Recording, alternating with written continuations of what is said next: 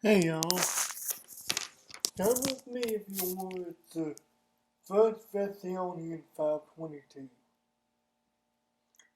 Abstain from every form of evil. Seems like a pretty straightforward verse, telling you basically to keep away from evil. Pretty straightforward.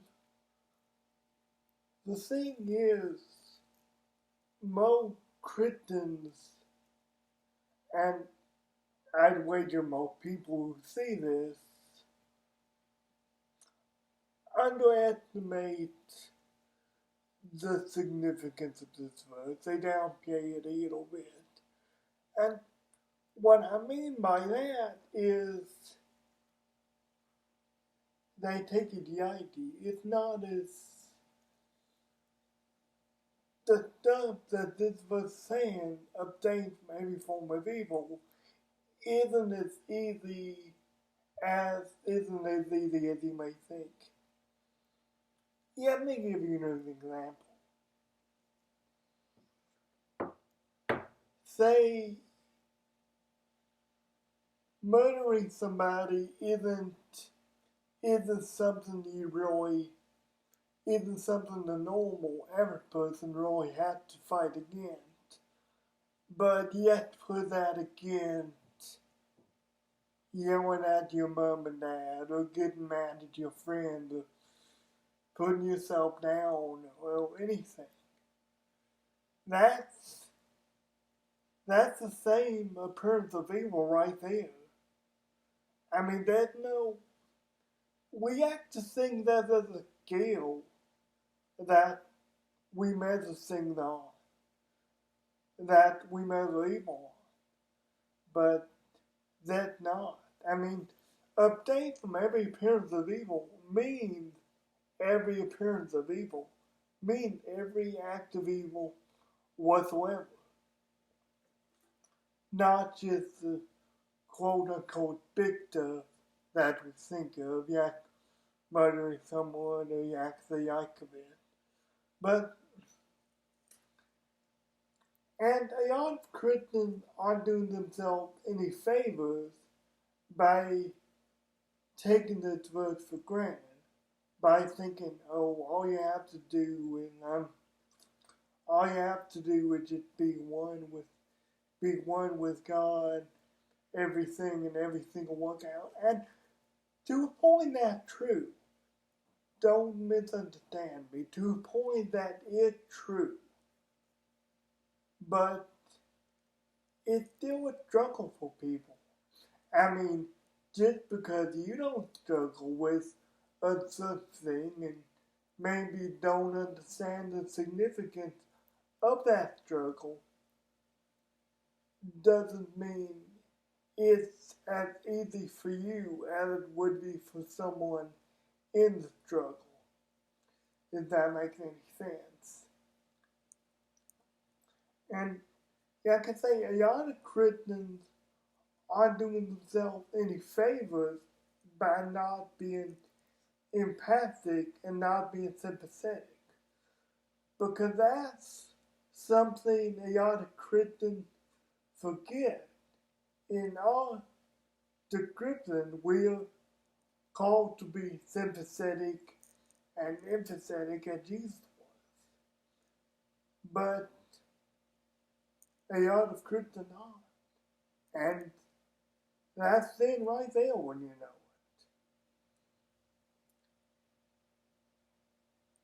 The struggle of sin, God can offer you so much more than sin can.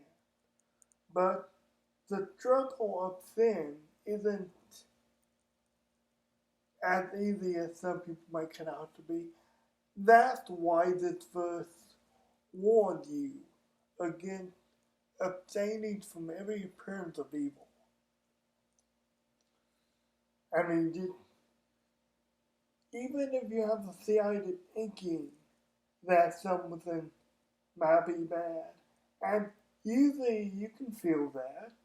You can feel if something might be bad for you, or if something might be damaging infuriates God.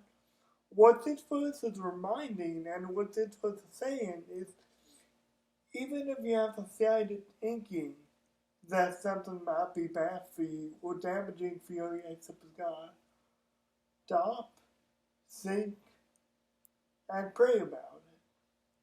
Because, like I say, often we can feel that.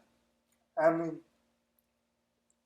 even if we don't, even if we don't really understand it, even for the non-Christian, you can feel what's right or wrong. Usually the non-Christian just no offense here, but usually the non-Christian just doesn't care about that. Just doesn't care about his relationship or their relationship to God. But usually even they can feel when something is right or wrong. But the hope is even in the struggle, and there will be a struggle, that it has been throughout history and it will continue to be. I mean, even with the littlest thing, there's always a struggle. Because sin is sin, and evil is evil to God. This verse says abstain from every form of evil, from everything that God abhors, everything that God has written out in this book, and God tells you in your heart that you shouldn't do. Don't do it, avoid it. But the hope is, no matter the struggle, and the struggle comes for all of us, no matter the struggle, God will be right there with you. Because God understands. I mean, He doesn't want you to sin, and He doesn't want you to give into temptation. But a part of Him does expect that, and is ready for that. Because He knows the depravity of man's heart. He is the only one who truly knows what's in your heart, and truly knows what you'll do when your back's against the wall. I mean, He's rooting for you, but ultimately He's saying, hey, if you mess up, this form of evil that you're trying to avoid, even if you do mess up, you can come to me with a pure heart, no matter what it is, no matter how minute or no matter how big it is. You can come to me with a pure heart, and I'll redeem you. I'll show you how much greater I am than the thing that you're chasing, whether it be money, whether it be approval, whether it be anything else. I'll show you how much greater I am because I created you. And I created you the way you are because you're perfect the way you are. You don't need anything else. You may think you do, but you don't need anything else outside of me because I'm your creator and I love you so much. If I didn't love you, I wouldn't have bothered even creating you. Guys, remember to be empathetic and sympathetic to people. And I've seen someone get out of the struggle. I mean, a close friend of mine, and I like to think I played a small part in that, and I'm grateful for that.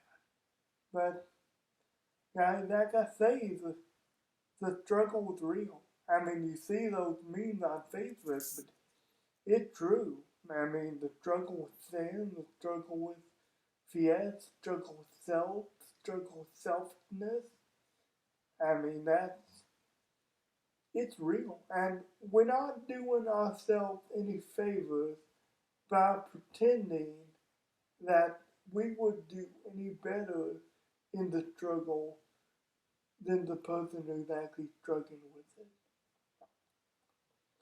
But the great news is God can redeem you from that. If you truly and if you truly repent, God can redeem you from anything because He wants to. He loves you, and He wants to give you more than you can possibly imagine. And He'll wait for you. He'll wait in the struggle with you until you either come to your senses or to He'll wait for as long as it takes, as long as He's able. He'll wait for you. Guys, I love you. God bless you. I'll be praying for you, and I'll see you next week.